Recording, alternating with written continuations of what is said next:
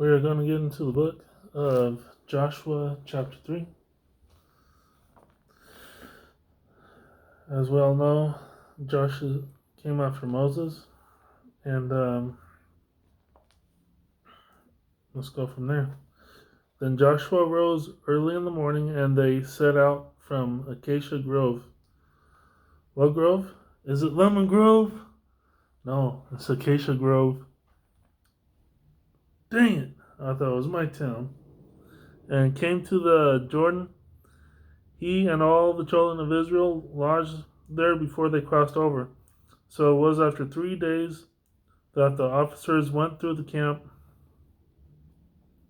and they commanded the people, saying, "When you see the ark of the covenant of the Lord your God and the priests, the Levites, bearing it, then you shall set out from your place and go out after it."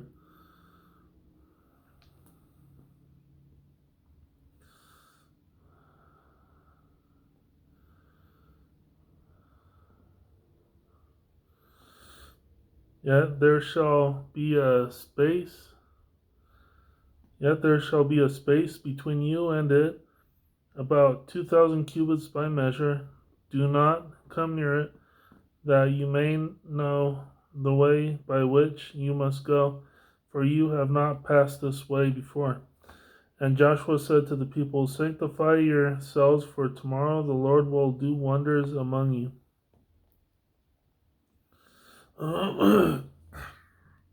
You see, Joshua took Moses' place after he died, and he's the speaker for the house of Israel. Verse 6, Then Joshua spoke to the priests, saying, "Take up the ark of the covenant and cross over before the people." So they took up the ark of the covenant and went before the people.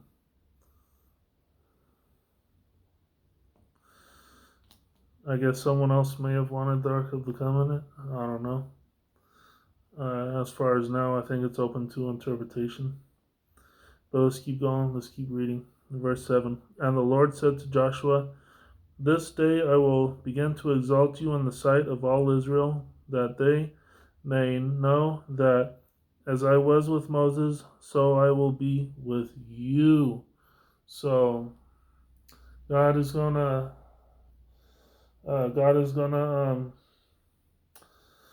discipline him and all of that. He's gonna give him knowledge, and he's gonna give him knowledge and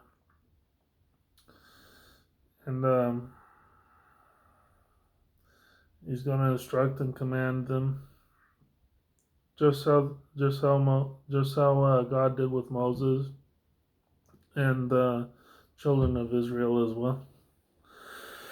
Let's keep going. Verse 8.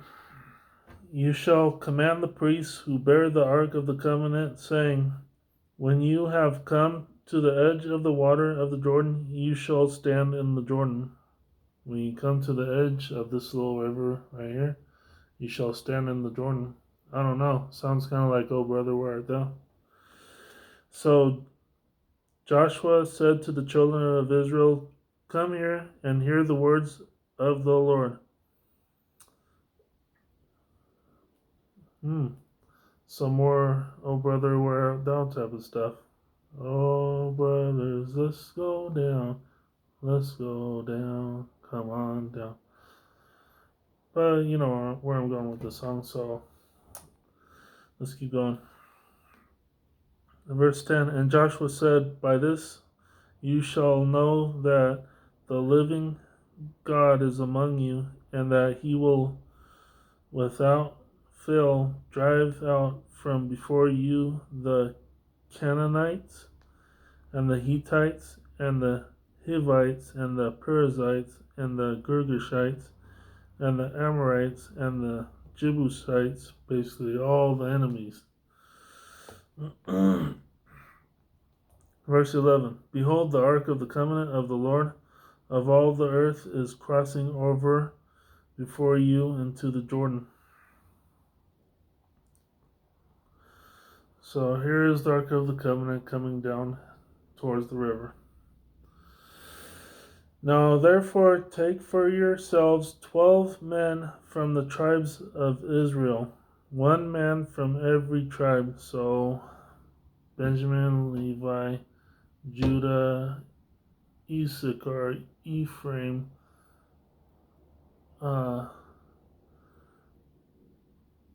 Asher. I'll try to get better at remembering all the 12 tribes. Let's keep going. Verse 13.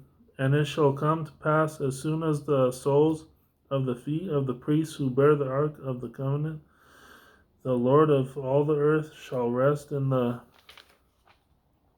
waters of the Jordan, that the waters of the Jordan shall be cut off, the waters that come down from upstream, and they shall stand as a heap. So we all know that the waters come from the mountains and lead to the oceans, the lakes, the landlocked seas, which could be any of the seas, the Dead Sea, the Sea of Galilee, the Caspian Sea. Is the Black Sea a landlocked sea? Well, it's an inland sea, so let's go with that. All waters lead to all rivers lead to a body of water somewhere. Let's keep going. Verse 14. So it was when the people set out from their camp to cross over the Jordan, with the priests bearing the Ark of the Covenant before the people.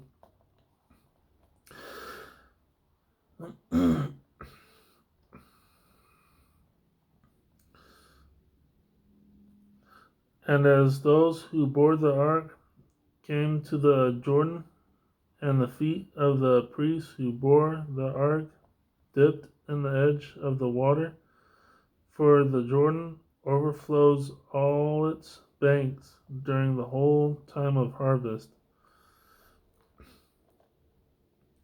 that the waters which came down from upstream stood still and rose in a heap very far away at Adam, the city that is beside Zaretan. So the waters that went down into the sea of the Arabah, the salt sea, filled and were cut off, and the people crossed over opposite Jericho. So they crossed to the other land. Then the priests, or I don't know, the interpretation is kind of tricky, so I'll try to be careful, Let's see, verse 17. Then the priests who bore the ark of the covenant of the Lord stood firm on dry ground in the midst of the Jordan.